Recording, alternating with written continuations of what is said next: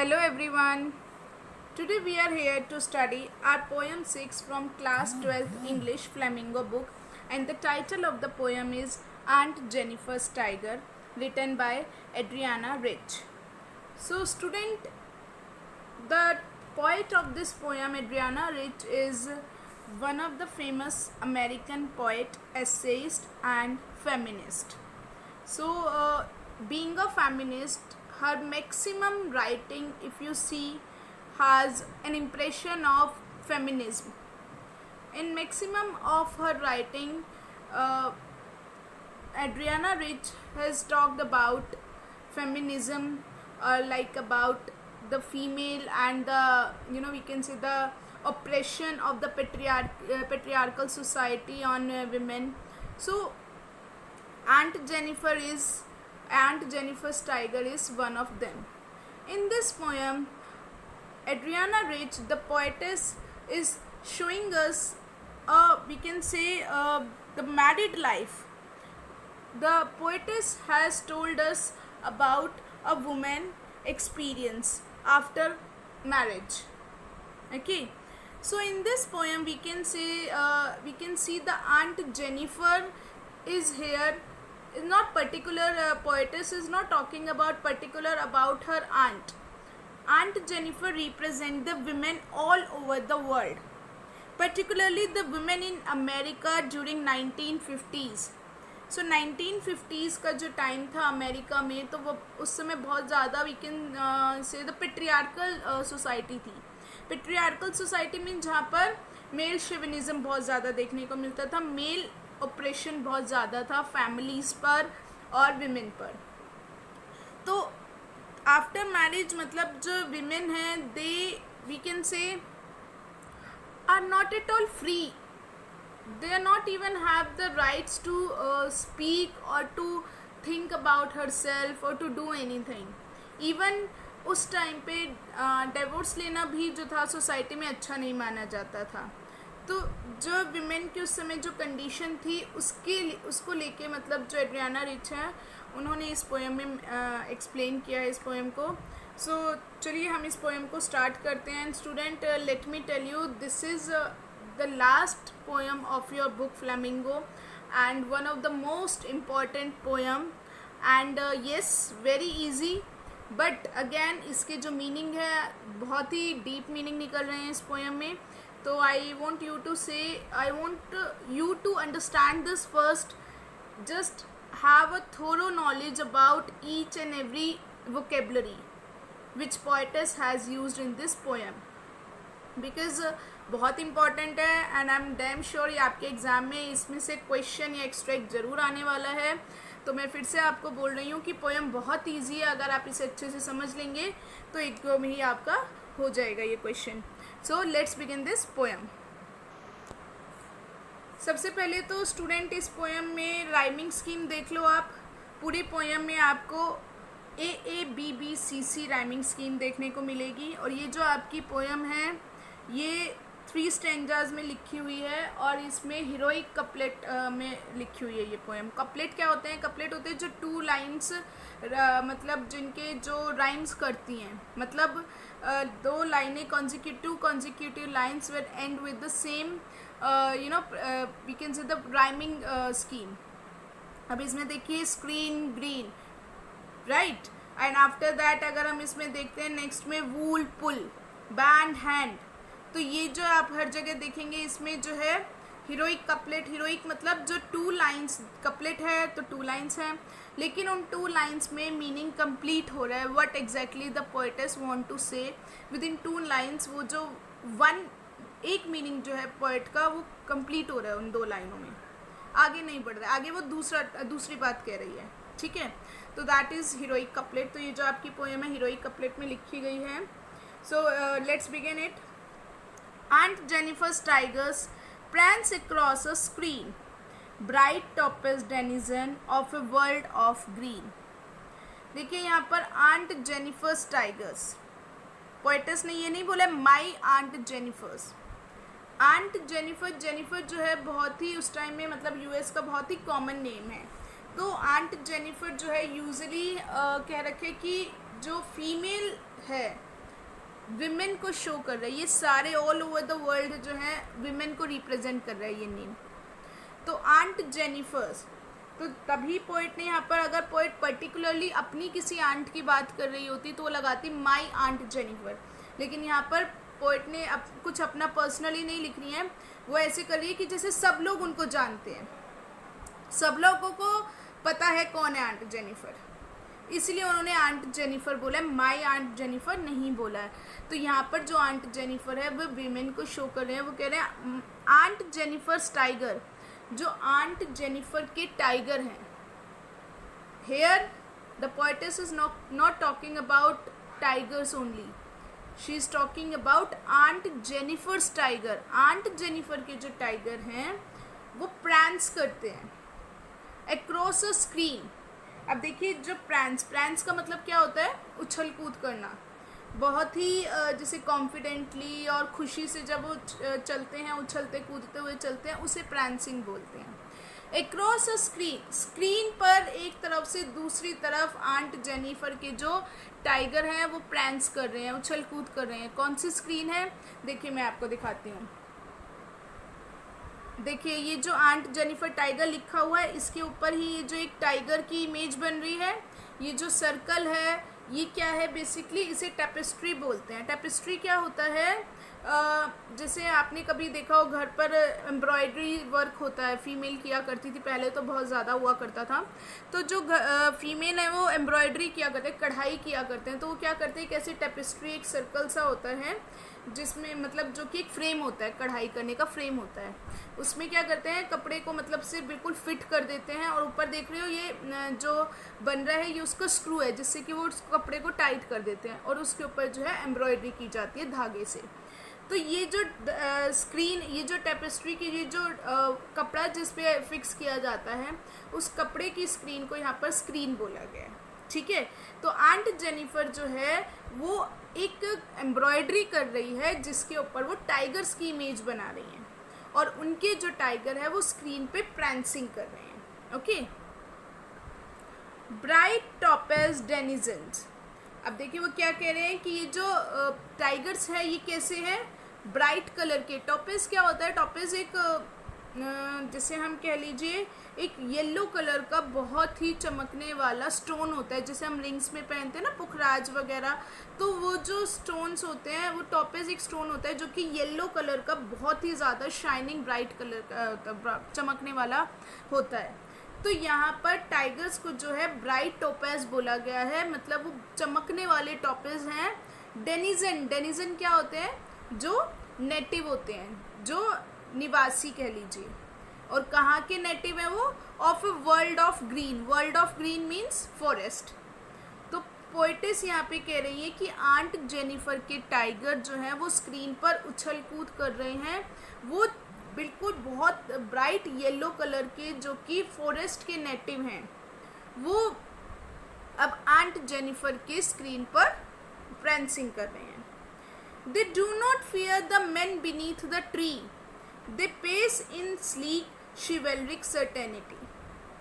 अब आगे पोएटिस कह रही है दे डू नॉट फियर, उन्हें डर नहीं लगता, the man beneath the tree, उनकी जो एम्ब्रॉयडरी है उस पर एक ट्री बना रखा है उन्होंने, और उस ट्री के पीछे की तरफ नीचे जो है ट्री के नीचे कुछ मेल खड़े हैं, आदमी खड़े हैं, ठीक है। तो वो कह रहे हैं कि ये जो टाइगर्स हैं इनको ट्री के नीचे खड़े हुए लोगों से, उन आदमियों से डर नहीं लग रहा, राइट। क्यों डर नहीं लग रहा, they pace in sleek chivalric certainty. Pace मतलब होता है चलना, कदम से कदम मिला के चलना। They pace in sleek, sleek मतलब स्मूथ, शिवेलरिक मतलब ब्रेवरी, कॉन्फिडेंटली, सर्टेनिटी मतलब कोई डाउट नहीं है, कॉन्फिडेंटली। तो वो कह रहे हैं कि ये जो टाइगर हैं इनको ट्री के नीचे खड़े हुए आदमियों से डर नहीं लग रहा, ये बिल्कुल कॉन्फिडेंट होकर स्मूथली और ब्रेवली जो है चल रहे हैं। यहाँ पर जो है आंट जेनिफर जो बताया है पोएटिस ने, एक्चुअल में पोएटिस बताना चाहती है कि जो विमेन हैं वो बहुत ही ज़्यादा ऑप्रेस्ड की जा रही हैं अपनी फैमिलीज़ में मेल्स के द्वारा, ठीक है। तो वो कहते हैं कि वो तो डरी हुई सी रहती हैं, दबी दबी सी रहती हैं, वो खुल के नहीं जी सकती हैं, लेकिन आंट जेनिफर के जो टाइगर्स हैं स्क्रीन पे बना रही हैं वो कह रही हैं कि ये जो टाइगर है उन्हें आदमियों से डर नहीं लगता, वो बहुत ही कॉन्फिडेंटली और बहुत ही ब्रेवरी से चलते हैं। नेक्स्ट स्ट्रेंजर में देखिए और क्लियर होगा। Aunt Jennifer's fingers fluttering through her wool find even the ivory needle hard to pull. अब वो कह रहे हैं आंट जेनिफर की जो फिंगर्स हैं वो फ्लटर कर रही हैं, मतलब अभी भी वो काँप रही हैं, थ्रू हर वूल, वूल मतलब उस धागे को जब वो पिरो रही हैं, एम्ब्रॉयडरी कर रही हैं, find even the ivory needle, Ivory होते हैं जो हाथी के दांत होते हैं, उस मटेरियल को आइवरी बोला जाता है, तो बहुत ही लाइट वेट का होता है। तो कह रहे हैं कि ये जो हल्की सी नीडल है, जो सुई होती है जिससे वो एम्ब्रॉयडरी कर रही हैं, वो हल्की सी सुई भी जो है अगर वो धागे से वो खींच रही हैं तो क्या कर रही है, हार्ड टू पुल, उसको खींचने में बहुत मुश्किल हो रही है, क्योंकि उनके जो हाथ है अभी भी काँप रहे हैं। किस लिए उनके हाथ काँप रहे हैं? Because of the terror, because of the male domination on women. Aunt Jennifer मतलब जो लेडीज़ हैं वो अपने घर के जो काम करती हैं उनमें भी वो फ्री नहीं हैं, वो भी करते हुए उनको डर लगता है, क्योंकि उन्हें डर रहता है कि जो उस घर के और सोसाइटी के जो मेल हैं तो उनसे उनको हम इतना डर रहता है कि वो छोटे से छोटा काम करने में भी उनको डर लगता है। तो वो कह रहे हैं कि जो हल्की सी सुई है उसमें से धागा खींचने में भी उनकी उंगलियां काँप रही हैं। The massive weight of uncle's wedding band sits heavily upon aunt Jennifer's hand. अब देखिए आगे कह रहे हैं कि क्यों काँप रहे हैं उनके हाथ? अंकल्स वेडिंग बैंड, बैंड मतलब रिंग, तो अंकल ने जो वेडिंग रिंग उनको पहनाया था उसका वेट मैसिव, बहुत ज़्यादा, उसका इतना ज़्यादा वेट है, और वो इतना ज़्यादा वेट जो है sits heavily upon aunt Jennifer's hand, aunt Jennifer की जो फिंगर्स हैं उनके हाथों पर अभी भी इतना ज़्यादा हैवी वेट रखा हुआ है अंकल की वेडिंग रिंग का कि उनके हाथ जो है काँप रहे हैं।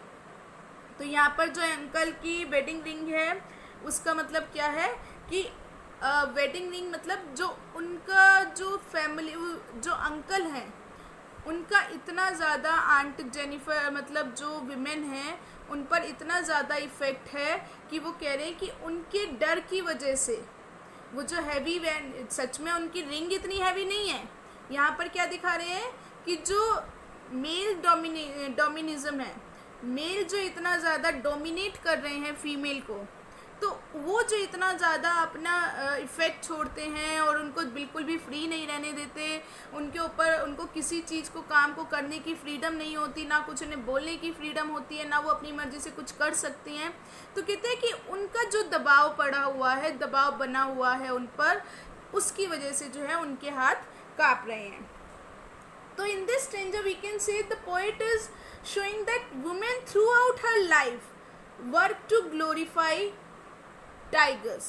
अब देखिए कह रहे हैं कि पूरी अपनी लाइफ जो है विमेन किस में बिता देती है?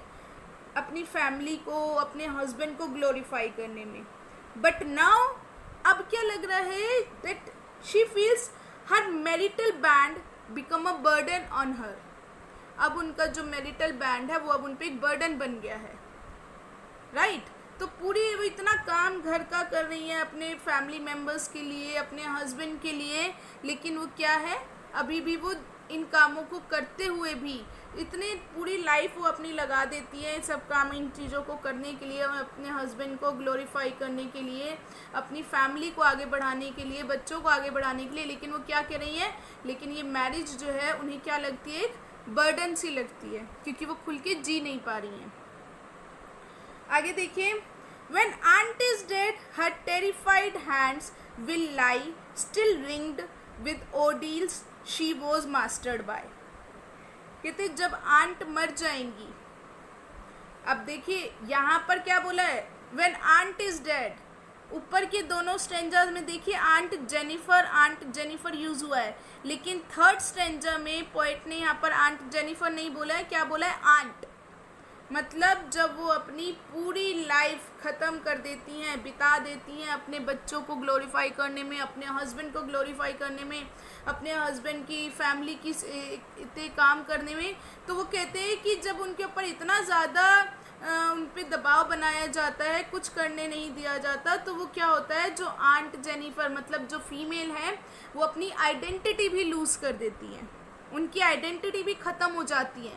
और लास्ट में पोएट ने क्या बोला है, जब वो आंट मर जाती हैं, इसमें जो है उनका नाम भी नहीं बताया पोएट ने, क्या कहना चाह रही है कि उनकी आइडेंटिटी भी ख़त्म हो गई है।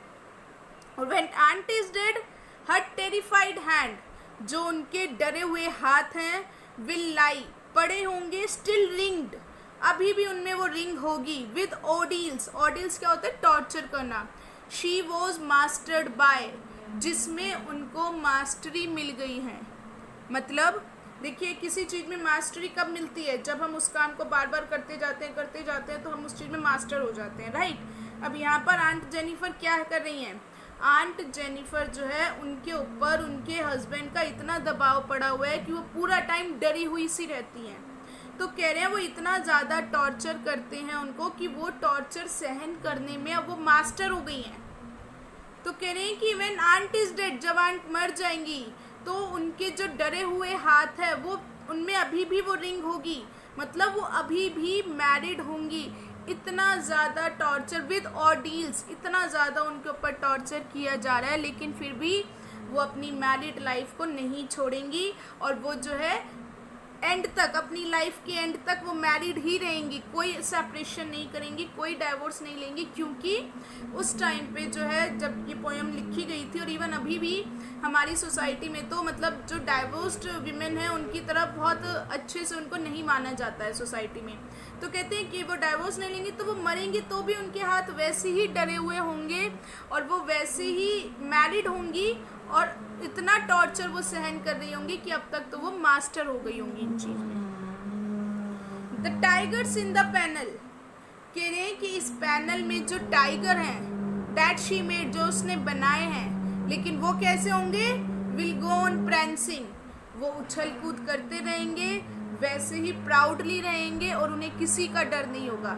यहाँ पर जो है आंट जेनिफर जो कि विमेन है वो दिखा रही हैं कि वो कितनी डरी हुई सी हैं, लेकिन जो वो आंट जेनिफर जैसा खुद बनना चाहती है, विमेन जैसा खुद होना चाहती है, कॉन्फिडेंट और ब्रेव, तो उन्होंने अपने टाइगर्स वैसे बनाए हैं। और वो कह रही है कि बनने के बाद लेकिन उनके जो टाइगर हैं वो वैसे ही उछल कूद करते रहेंगे, डरे बिना डरे और अनअफ्रेड, और बहुत ही प्राउडली रहेंगे, उन्हें किसी का डर नहीं होगा। So in this stanza perhaps poet wants to say that the women themselves are creating these tigers, कि women खुद ही वो टाइगर्स बना रही हैं। They need to break up their shackles and be unafraid like tigers, जो उनके ऊपर जो दबाव डर रहा है, तो पोएटेस somehow कहना चाह रही है कि हमें खुद ही उनको तोड़ना होगा और हमें उन टाइगर्स की तरह जो है अनअफ्रेड हो रहना पड़ेगा, उन टाइगर्स की तरह जो हमें ब्रेवरी चलना पड़ेगा।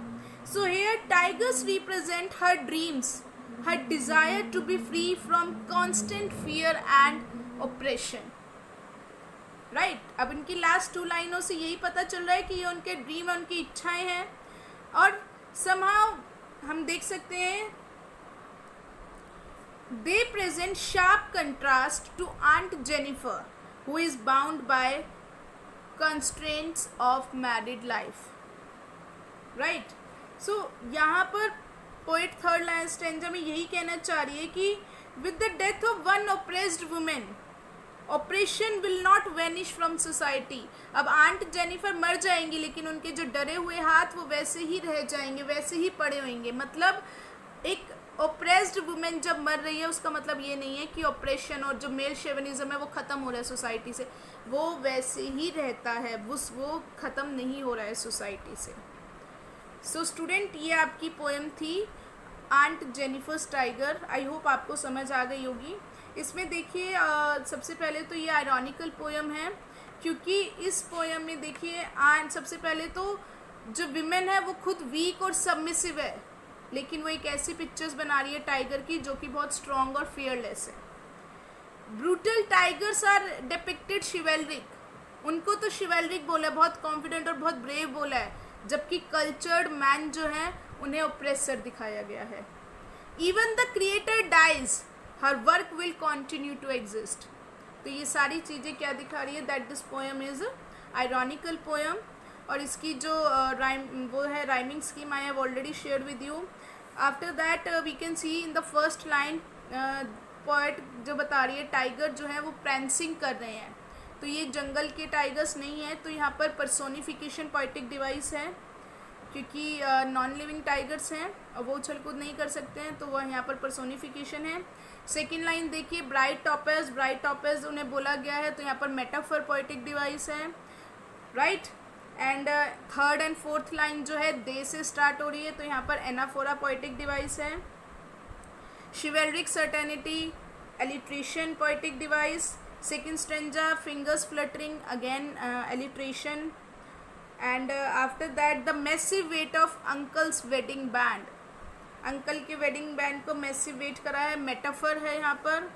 और अंकल का जो वेडिंग बैंड है बहुत ही ज़्यादा मैसिव वेट, तो यहाँ पर हाइपरबोल पोएटिक डिवाइस आ गई. वेट ऑफ वेडिंग यहाँ पर है, तो एलिट्रेशन भी है यहाँ पर. यहाँ पर देखिए सेकेंड स्टैंजा में हर वूल, वूल के बाद कोई पंक्चुएशन मार्क नहीं है, बैंड के बाद कोई पंक्चुएशन मार्क नहीं है, तो यहाँ पर इंजैममेंट पोएटिक डिवाइस है. थर्ड स्टैंजा में देखिए टेरिफाइड हैंड्स, हैंड्स नॉर्मल है लेकिन यहाँ पर टेरिफाइड क्वालिटी बता दी गई है, तो ट्रांसफर एपिथेट पोएटिक डिवाइस हो गई यहाँ पर आपकी. प्रेंसिंग, प्राउड, अगेन यहाँ पर एलिट्रेशन पोएटिक डिवाइस है. So student, this is your poem aunt Jennifer's tiger. I hope you all must have understood. If there is any query, write me in my the comment box. Thank you.